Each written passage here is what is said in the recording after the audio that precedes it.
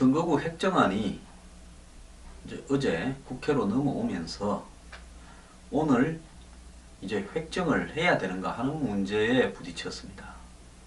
자, 잘 아시다시피 지금 국회에는 필리버스터가요 130시간이 넘도록 진행되고 있습니다. 야당은 24명이 나서서 지금 필리버스터를 하고 있습니다. 그 필리버스터는 테러 방지법 때문에 하고 있습니다. 자, 그런데 필리버스터는 이 국회 본회의에서 선거구 개의 획정안을 통과시키려고 하면 자연스럽게 중단이 됩니다.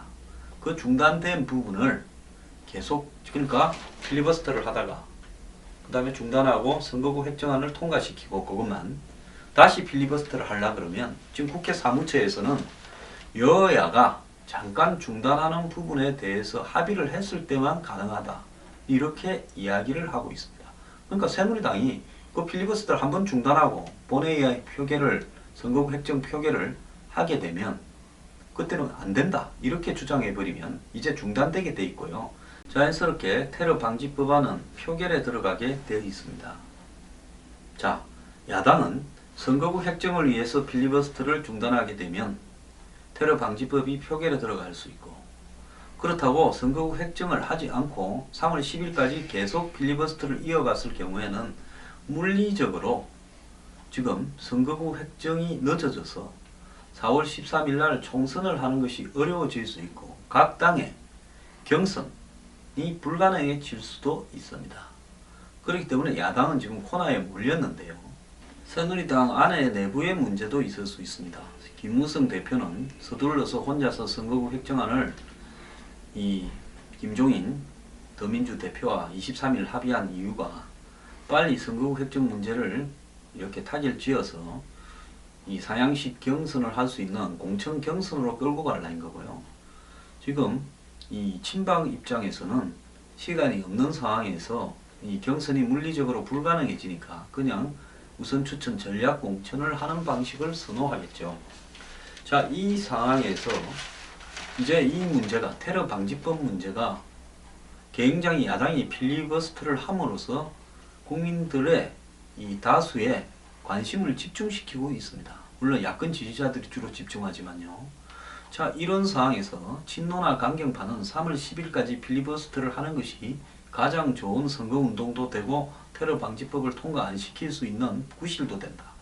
또 사실 필리버스터를 하면서 이 국민의 사생활을 국정원이 다 들여다 보려고 한다라고 너무 많이 떠들었습니다. 근데 이제 와서 필리버스터를 11시간, 10시간, 5시간, 6시간씩 하면서 테러 방지법 통과가 안 된다라고 주장을 해왔는데 이제 와가지고 국회법 개정안을 통과시키면서 테러 방지법까지 통과시켜버리면요, 그럼 더민주의 강경파가 필리버스터를 한 이유가 없어지지 않습니까? 그냥 합리적으로 생각해서 우리가 충분히 국민들 앞에 오랫동안 시간을 끌면서 이야기했고 이제 국민들 앞에 그 위험성을 충분히 알렸으니까 이제 그만하자, 이렇게 생각하면 되는데 그렇게 합리적으로 판단할 리가 없는 한국의 야당이지 않습니까? 뭐 그렇다고 제가 여당이 합리적이란 말은 아닙니다. 제 말 한 개 한 개를 가지고 시비 좀 걸지 말길 바랍니다. 자, 이렇게 되니까 지금 이 김종인 더민주 대표 같은 경우에는 사실은 이분은 뭐 경제 이 불평등이나 경제 민주화가 왜곡되고 있다, 이런 부분을 가지고 박근혜 정부의 경제 실패를 공격을 하는 전쟁을 벌이려고 왔는데 지금 이 판이 지금 돌아가는 것이 공천판과 필리버스터 판으로 돌아가 버리니까 본인이 지금 이 주도권을 상실해 가고 있는 측면에서 친노의 강경파와 지금 뒤에 양산에 있는 문재인 대표가 사실상 대표처럼 트위터로 SNS로 정치를 하고 있는 부분에 대해서 부담스럽기 때문에 선거구 획정에 대해서 합의를 해주면서 필리버스터도 그냥 그만두기를 바라겠죠. 자, 그래서 어제 이 비대위 간담회에서 잘 알아서 판단하라, 이래 말을 하면서 원내대표가 과감하게 결단하는 거지 하고 이종걸 원내대표가 판단해서 좀 정리하라, 이런 입장인데 실질적으로 그렇게 되기는 어려울 거라고 봅니다. 강경파들은 3월 10일까지 필리버스터를 하게 되면 어떤 형태로든 이 가닥이 잡힐 거다, 테러 방지법에 대한 여당의 수정안이 나올 거다, 이렇게 이야기를 하고 있습니다. 근데 새누리당은 이제 지금 올라와 있는 안이 야당의 입장을 반영해서 몇 차례 고친 수정안이고, 정의화 의장이 무슨 수정안을 냈다라는 말은 정의화 의장이 그런 적이 없다고 부인하지 않았느냐. 더 이상 수정안은 없다. 이걸 더 고치게 되면 테러 방지법이 의미가 없다. 지금 이런 양상으로 가고 있습니다. 그래서 이제 여당은 오늘 선거법이 처리가 안 되면 총선이 연기가 불가피하다. 이런 입장을 갖다가 주장하고 있는데요. 자, 그럼 오늘 그러면 여당이 필리버스터를 갖다가 야당이 필리버스터를 중단시킨다면 오늘은 선거구 획정과 테러 방지법 두 가지가 국회를 통과해야 되는데 야당은 지금 그럴 생각이 없다라는 겁니다. 그래서 야당은 필리버스터를 중단을 하지 말자라는 것이 강경파의 입장이고, 김종인 대표의 입장은 오늘 원내대표가 알아서 좀 결단을 했으면 하지만 말을 제대로 못하는 입장이고, 자, 새누리당은 절대로 테러 방지법을 떼서 선거구 획정안만 통과시킬 수 없다. 같이 다 통과시키면 통과하고 안 그러면 선거구 획정안을 별도로 논의하지는 못하겠다라는 게 새누리당의 원유철 대표나 친박 핵심의 입장이고, 김무성 대표는 선거구 획정안만이라도 통과되어서 겉으로야 테러 방지법도 통과된다 말은 하겠죠. 빨리 사양식 경선으로 들어갔으면 하는 생각일 거고, 지금 여야의 주류와 비주류 간에 이 4인 4색입니다. 이런 입장에서 이 필리버스터가 어떻게 될 건가? 저는 더민주의 강경파의 입장 때문에 오늘 테러 방지법을 통과시키기 위한 필리버스터 중단은 없을 거라고 봅니다. 선거구 획정은 끌다 보면 어떻게든 되겠지. 이런 생각을 하고 있을 거고요. 그렇기 때문에 결국은 오늘 이 국회에서 합의가 되어 가지고 이 선거구 획정 통과시키고 필리버스터는 중단하고 테러 방지법도 통과시키고 이런 것은 없을 것이고, 또 새누리당이 양보를 해서 선거구 획정만 통과시키고 테러 방지법은 뺀 채로 또 선거구 획정이 통과된 다음에 필리버스터를 계속하는 이런 부분도 없을 거라고 보고 있습니다. 자, 진노는 3월 10일까지 필리버스터를 하면 총선에 자기들이 유리할 거다. 이렇게 보고 있는 것 같은데요. 저는 그렇게는 보지 않습니다. 그때까지 필리버스터를 계속하면 선거는 확실히 질 것 같다고 저는 생각을 하는데요.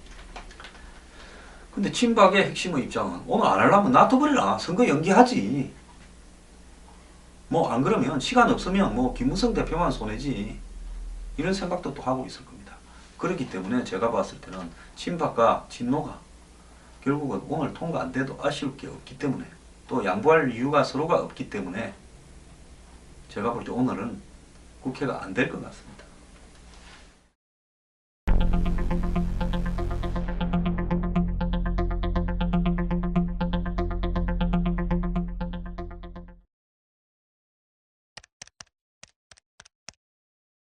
김한길 국민의당 상임 공동선대위원장, 참 어렵습니다. 이름이. 어제 국민의당의 최고위원회에서 아무 발언을 안 했습니다. 그래서 왜 저러는가, 또 뭔가 불만이 있는가, 이렇게 지금 이 추측이 난무한데요.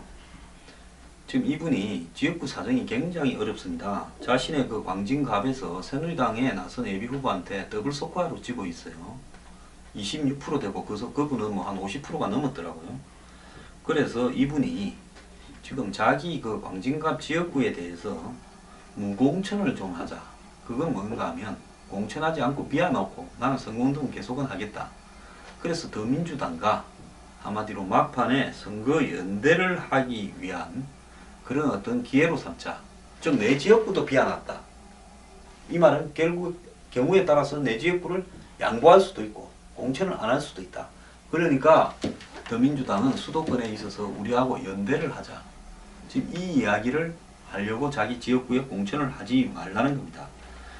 자, 더민주당은 범야권 연대연합, 국민의당은 호남 경쟁 수도권 연대에 방점을 짓고 있는데, 자, 천정배, 김한길은 연대하자는 입장이고 안철수 대표는 연대 불가론을 가지고 있습니다. 그래서 이 문제를 둘러싸고 지금 국민의당 내부에 알력이 굉장합니다. 자, 이 더민주가 광진갑에 만약에 무공천을 하게 되면 수도권 연대가 물꼬가 트이면서 전면적으로 열릴 가능성이 있다.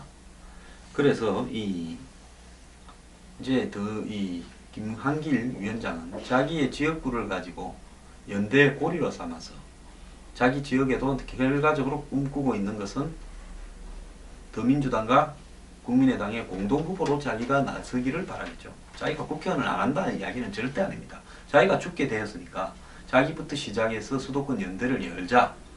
그래서 공천을 갖다가 무공천을 일단 하자. 이런 이야기입니다.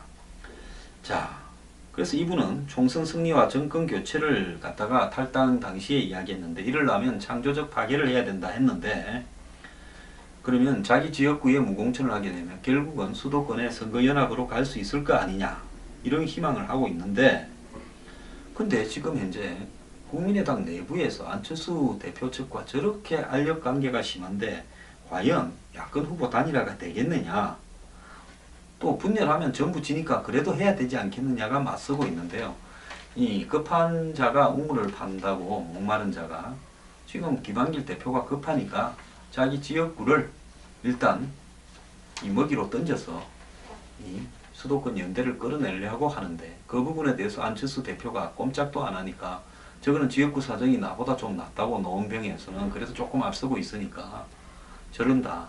얼마나 얄밉겠습니까? 그래서 지금 이 국민의당 내부 사정이 각자 이해관계에 따라서 보통 복잡한 게 아닙니다.